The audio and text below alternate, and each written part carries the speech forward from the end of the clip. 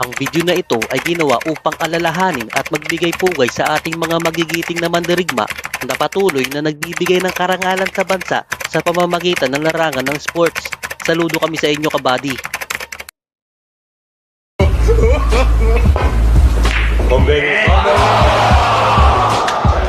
Sumablay dito sa 10 ball ang kalaban ni Efren.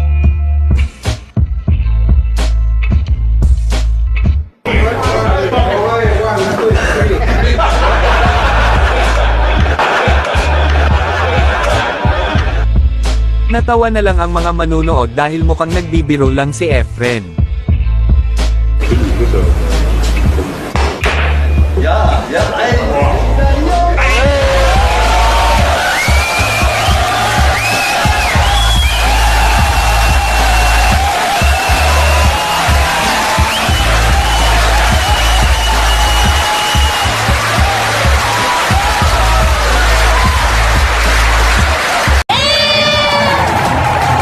Swerte. Hindi sukat akalain ng lahat na magagawa ni Efren ang sinabi niya, 3 banda sa short rails pabalik patungo doon sa corner pocket na itinuro niya bago gawin ang tira. Ito ay tinatawag na full table reverse bank shot sa wikang Ingles at ito ang isa sa pinakamahirap na trick shot sa kasaysayan ng bilyar.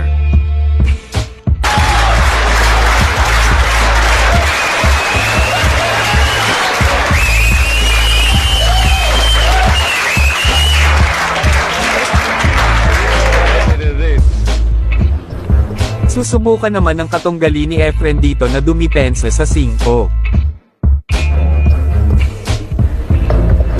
That would be ideal. He's gone for the bank, thinking he had a two-way shot, using the 8 as a blocker. Nakikita pa naman ni Efren ang 5 ngunit medyo malayo ito at mahirap itong tirahin lalo na sa posisyon ng cue ball ngunit nagulat na lang lahat ng gawin ito ng magician.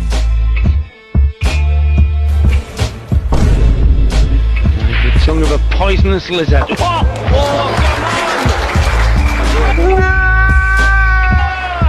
Magician at work! At parang duda ka. Isang napakagaling na cross-corner bank ang ginawa ni Efren. Ginawa niya ito ng walang kahirap-hirap at nagkaroon pa siya ng tira sa susunod na 7. Inubos na nga niya ang mga natirang bola sa lamesa at nanalo siya sa match na ito 5-2 kontra sa isang American player.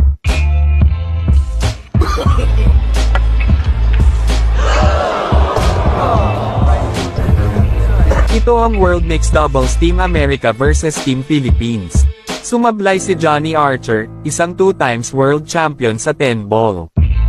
Dito napapasok ang pambato ng Pilipinas na si Efren Reyes at sa walang pag-aalinlangan, nagtrabaho agad ang legendary Pinoy player.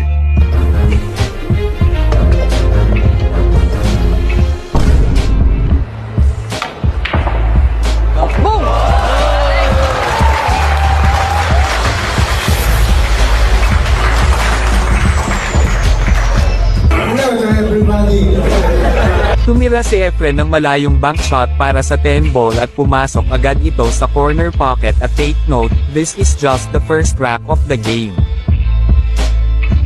Ha? Pa-English pa?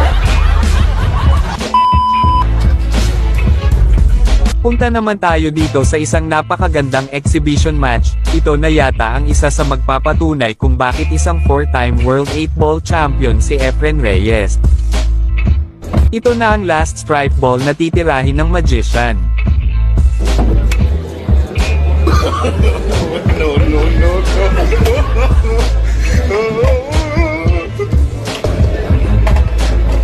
Mapapansin na itinuro ni Efren ang right corner pocket hanggang sa ito na ang nangyari.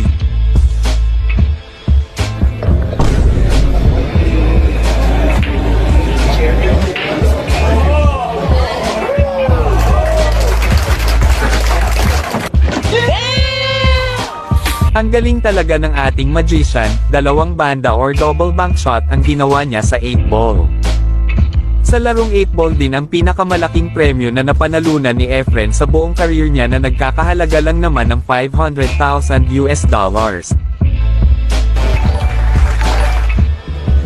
Isunod naman natin ang isa pang napakagandang tira ni Efren, ito din ay isang 8-ball match na naganap noong 2019. Ito ang Junior Norris Memorial Shootout na naganap sa USA. A little pressure anyway. Look at this shot. Wow. There's no pressure up here. Tumira ng napakagandang kick save ang katunggali ni Efren at walang direktang kita sa 6 ball kaya ito ang ginawa ng magician.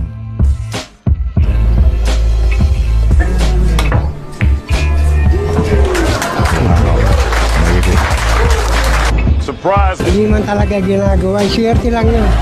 Let's put that on the highlight reel.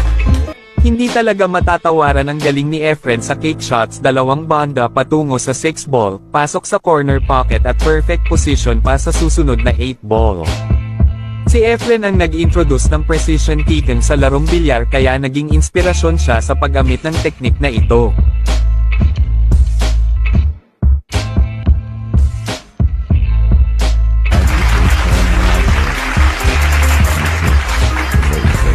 A legend. Yeah, I certainly heard about that. Gusto nyo bang makakita ng trick shot sa isang seryosong laro? Panoodin natin ang match na ito kung saan ginulat ni Efren ang lahat. Titirahin ni Efren dito ang 1 ball at kailangan pabilikin niya ang cue ball para sa 2 sa side pocket. Oh, You gotta shoot hard. you shot your shot. So it's okay. It's okay. I'd like to travel just a little further though. Yeah, but I would rather be shooting than having. Medyo na short si Efren para sana sa 2 sa side pocket. Mahihirapan siya sa posisyon sa 3 kung direktang titirahin niya ang 2 dito, kaya bilang solusyon ito ang ginawa niya. Oh, he's going to kick. That's how thin it is. It just looks like it's right on that Oh, point. the people are going to love this, or he's going to hate this. How do you like that?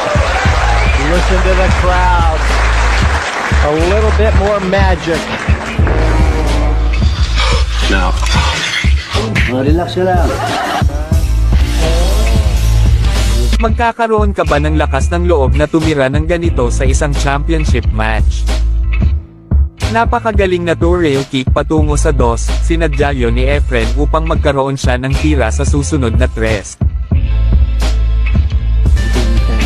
That was really creative. At tuluyang inubos ni Efren ang mga natirang bola. Wherever they be, that's the bonus. 862 o'clock. That's absolutely best by much. He's still in the pockets on his diamond save all 3 in a row. He replies quickly to Alcano's burst of Borak. Has got to be got by topping it through. Yeah, you have to play that safe. Sumablay ang snooker champion na si Steve Davis sa corner bank sa 8. Akala niya makakabalik pa siya sa lamesa hanggang sa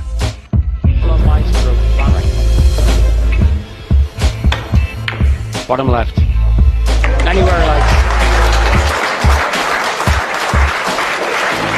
Oh, he couldn't quite see. Galing ha? hindi na nagdalawang isip si Efren na tirahin ang malayong bank sa 8, sa pool naman niya itong nakuha sa corner at may tira pa sa 9. Hanggang dito na lang mga kasargo at kung hindi ka pa nakafollow baka naman.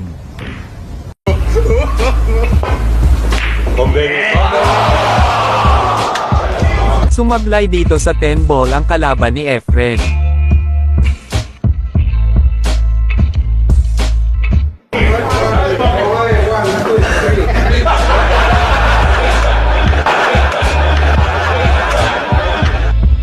Natawa na lang ang mga manunood dahil mukhang nagbibiro lang si Efren.